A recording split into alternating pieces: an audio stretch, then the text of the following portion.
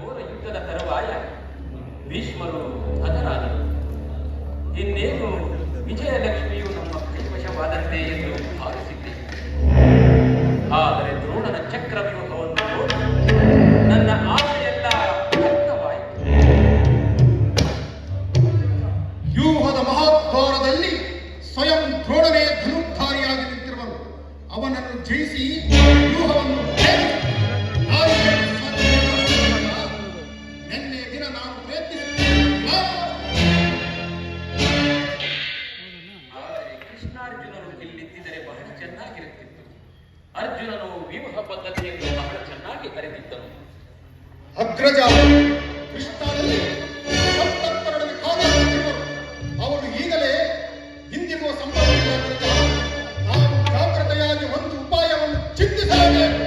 ಇಲ್ಲವಾದರೆ ನಮಗೆ ಪರಾಜಯವು ಖಂಡಿತ.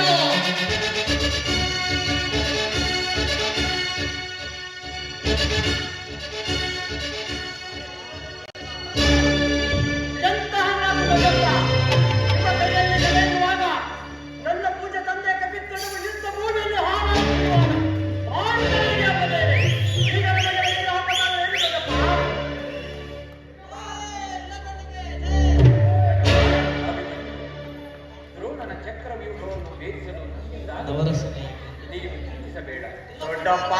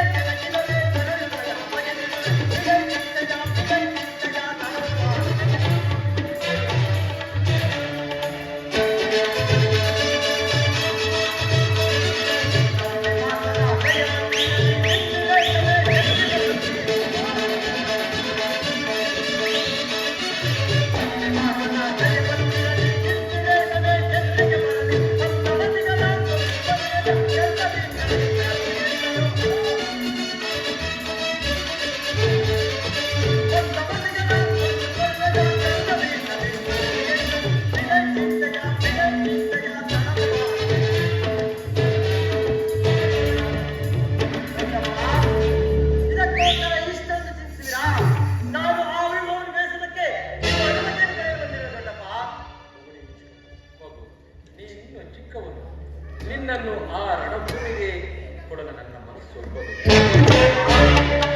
ನಾನು ಚಿಕ್ಕವನೆಂದು ಈ ರೀತಿ ಹೇಳುತ್ತಿದ್ದೀರಾ? ನಿಮ್ಮ ಕಣ್ಣುಂದಿರುವ ಈ ಪಾರ್ಥನ ದೇಹವು ಚಿಕ್ಕದಿರಬಹುದು. ಅದರೊಳಗಿರುವ ಜೀವ ಜ್ಯೋತಿಯ ಚಿಕ್ಕದಲ್ಲ ದೊಡ್ಡಪ್ಪ. ಅದು ತನ್ನ ಕ್ಷಾತ್ರ ತೇಜಸ್ಸಿನಿಂದ ಈ ಜಗತ್ತನ್ನು ಬೆಳಗಲು ಅವಕಾಶ ಕೊಡಿ. ನನ್ನನ್ನು ಮಗನನ್ನಾಗಿ ಬರಲ ಆ ನನ್ನ ತಂದೆ ಧನಂಜಯನು ಆನಂದದಿಂದ ತಲೆದೂಗಲಿ. ಆ ನನ್ನ ತಾಯಿ ಸುಭದ್ರೆಯು ಆನಂದಾಶ್ರುಗಳನ್ನು ಸುರಿಸಲಿ. ಯೋಗ್ಯಾನುಸಾರ ಬಂದಾಗ ಹೋರಾಡಿ ಕೀರ್ತಿಶಾಲಿಯಾದರೆ ಕ್ಷಾತ್ರದ ನಿಯಮ. ಅದನ್ನು ಬಿಟ್ಟು ಮರಣಕ್ಕೆ ಹಂಚಿ ಶತ್ರು ಸಂಹಾರಕ್ಕಾಗಿದ್ದ ಈ ಖಡ್ಗದಿಂದ ಅಡಿಗೆ ಮನೆ ಕಾಯಿಪಲ್ಯಗಳನ್ನು ಕತ್ತರಿಸುತ್ತಾ ದೊಡ್ಡಪ್ಪ. ಚಿತ್ರಮೂಲ ತೋಟ ಸಲುವಾಗಿ ನೀವು ಸ್ವಲ್ಪವೂ ಚಿಂತಿಸಬೇಡಿ. ನಾನು ಆ ವ್ಯೂಹ ಬೇಯಿಸಲಿದ್ದೆಂದು ನನ್ನ ತಾಯಿಯ ಗರ್ಭದಲ್ಲಿರುವಾಗಲೇ ಕೇಳ್ತಿರುವುದು. ಅದನ್ನು ವ್ಯರ್ಥ ಮಾಡಬೇಡಿ ದೊಡ್ಡಪ್ಪ. ಅಂಜದೆ ಅನುಮತಿಯನ್ನು ಕೊಡಿ.